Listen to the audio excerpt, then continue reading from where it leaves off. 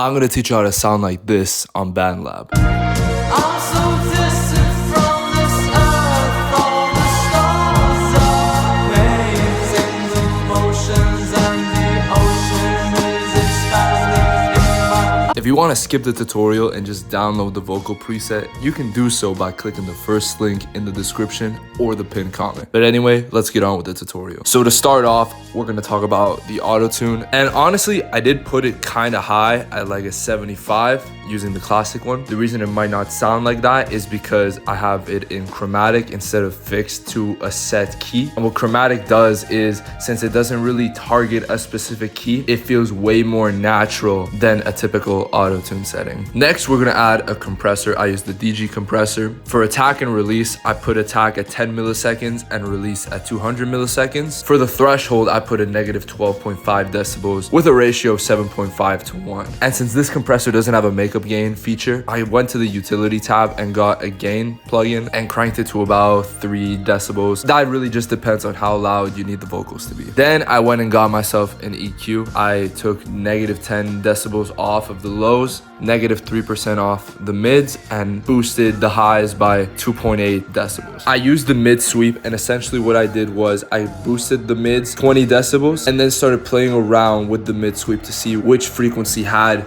the most annoying resonance that we wanted to cut. So once we found that, then we dropped it to the negative 3 decibels I was talking about before. Now it's time for the spatial effects. I used a delay plugin. For the timing, I put it at quarter beats. I had a feedback of 28%. I left the high pass as it is and put a low pass of about 6,000 hertz, just so the delay doesn't include the harsh higher frequencies of the voice. Then I left the dry at 100 and the wet pretty high at about 50, which makes sense given we're dealing with psychedelia and TAME IMPALA is known for having very present delay in his vocals. Then I added a studio reverb. I didn't put as much as the delay, only 35%, but it's still significantly more than most pop stars would. I put the tone at around 45% and the room size at about 50%. And this is an extra thing that I added that I think kind of gives it a nice texture, but essentially I put a chorus ensemble. I just left it at its default settings and you don't really notice it that much, but it gives a very subtle psychedelic touch